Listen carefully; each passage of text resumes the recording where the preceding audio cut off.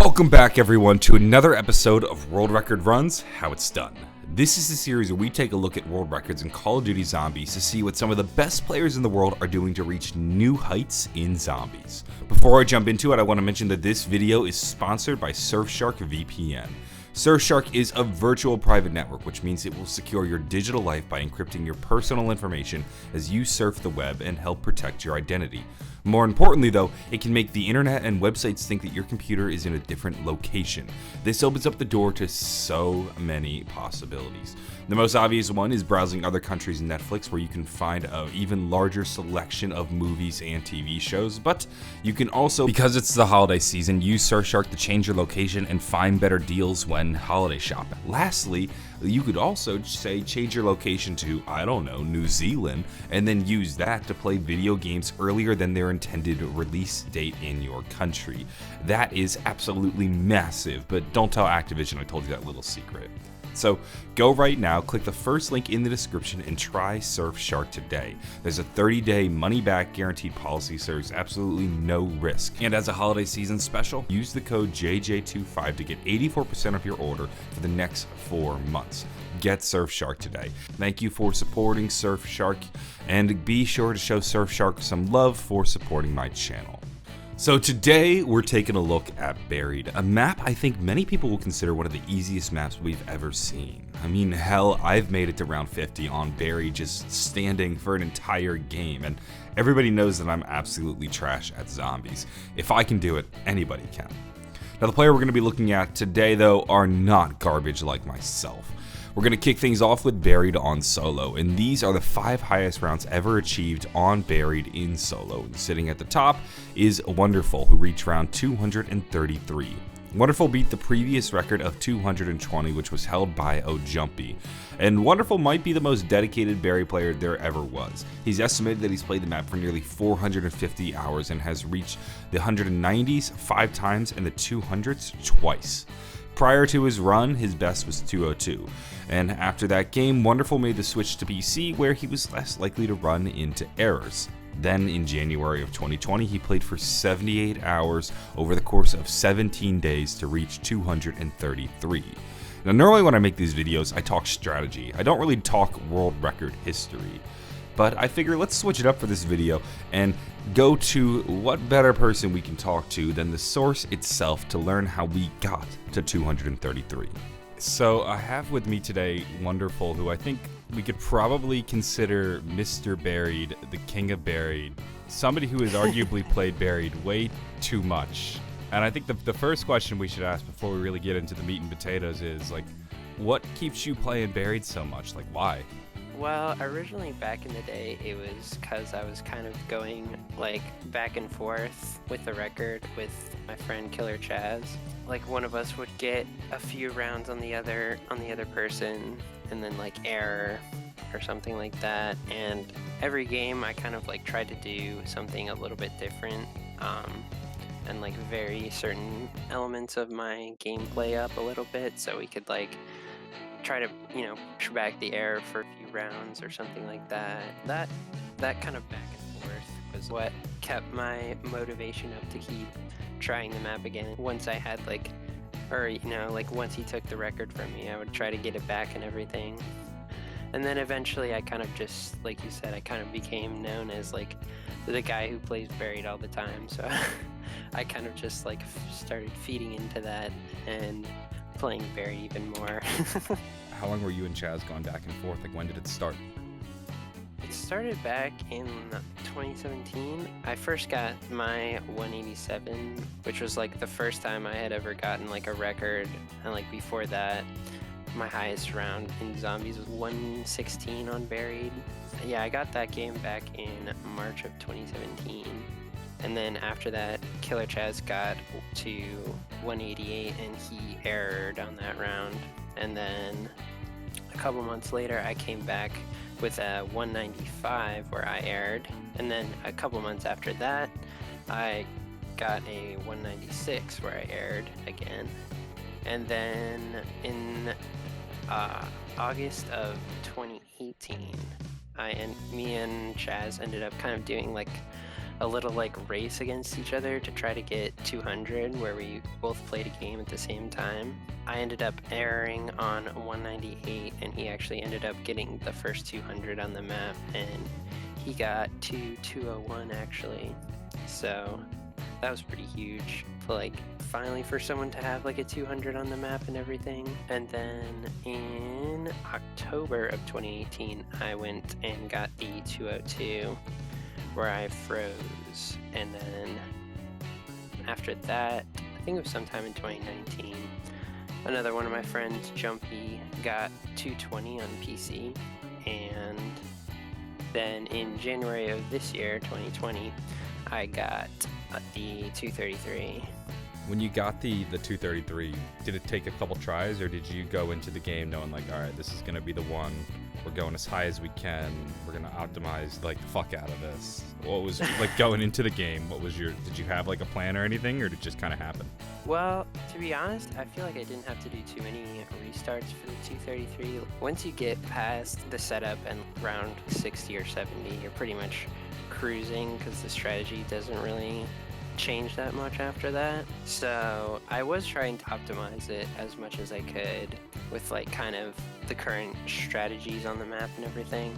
And yeah, I feel like overall I got a pretty optimized game, but now people are coming up with more ideas about how to optimize it even more and kind of get even farther on the record and everything. I think you'd mentioned in the description of one of your montages that you had played over 450 hours of Buried. And now that you've played Buried that much and you hold the record by like at least 13 rounds now, do you think you'll be playing Buried much again? Like, have you picked it up since? I haven't played really since, except for like a couple like challenges and like first rooms and stuff like that, but like I haven't played a real like high round game or anything since my 233. But I've kind of just been basically waiting for someone to beat that record before I play again, so I kind of have more of a reason and motivation to go back and play through it again. I feel like every time I play one of these games, I'm like, okay, this is gonna be the last time I ever play this map. You know, after this game, I'll never have to play this stupid, boring map again. And then I end up playing it again anyway, so at this point, I'm just kind of chilling and waiting for someone to beat the record, but I do plan on playing it again once that happens. And I might even start up some like practice games and some testing for kind of like strat optimizations and stuff in the meantime. So at this point, I'm still stuck on this map. So that's how we got to 233. I want to thank Wonderful for sitting down and talking Buried with me. Be sure to check out Wonderful's Twitter and his Twitch in the description. Let's now talk strategy. The strategy Wonderful used to break the world record is the classic strategy of camping by the jug machine. But the way Wonderful does it is on a different level than your average player in terms of efficiency. His strategy works like this. You camp in the alley with the turbine, subsurface resonator, and the paralyzer.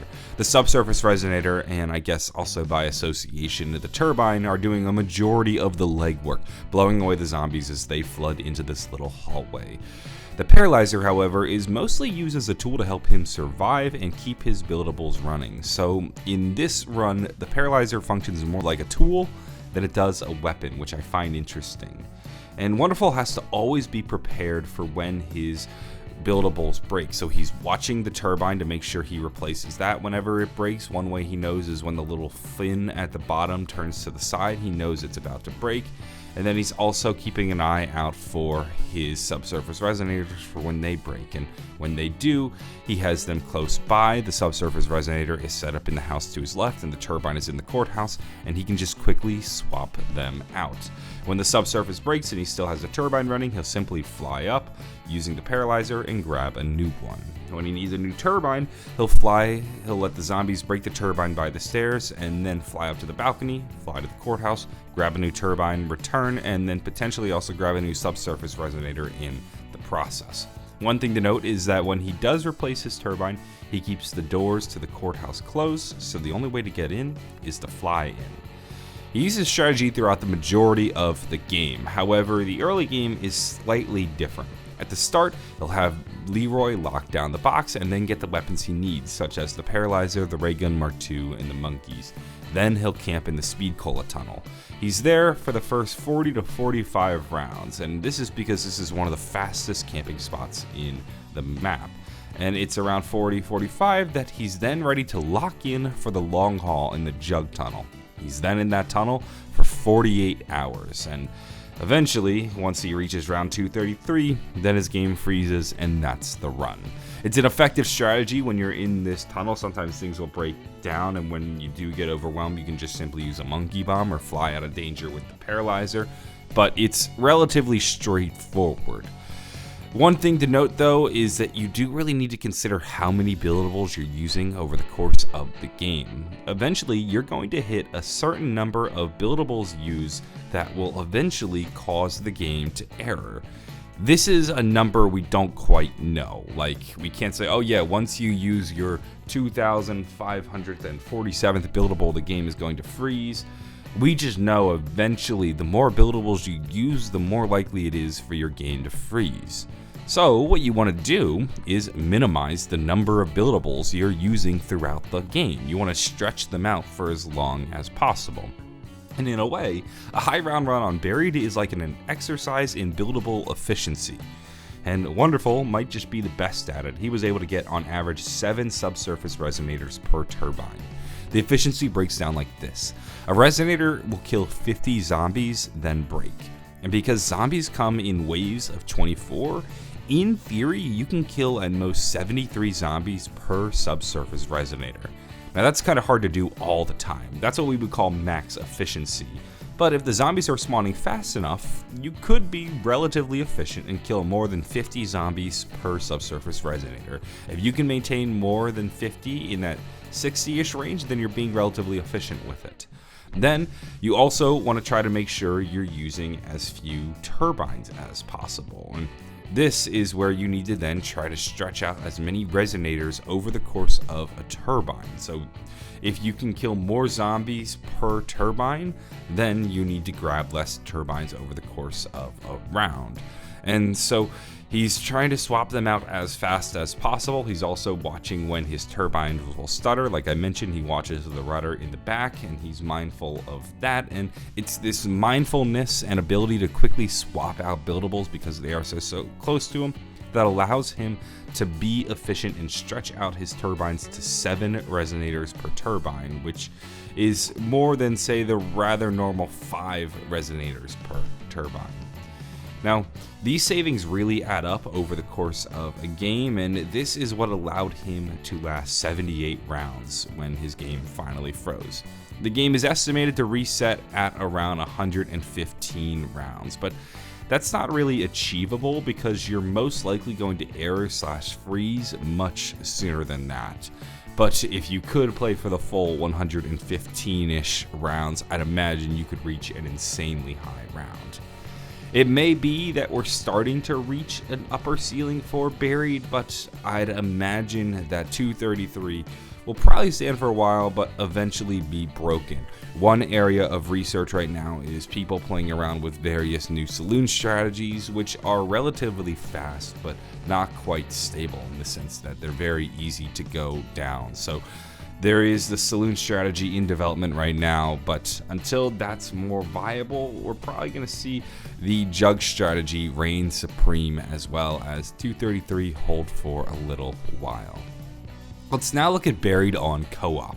These are the 5 highest rounds ever achieved on Buried, and sitting at the top is Killer Chaz and Sesh.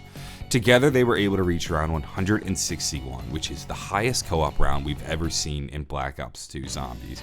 They played this game over the course of 48 hours, and then the game, like last time, eventually froze. Here's the thing, this is a co-op game, but is it really a co-op game? So Killer Chaz is camping in the Jug Alley while Sesh is actually AFK the entire game.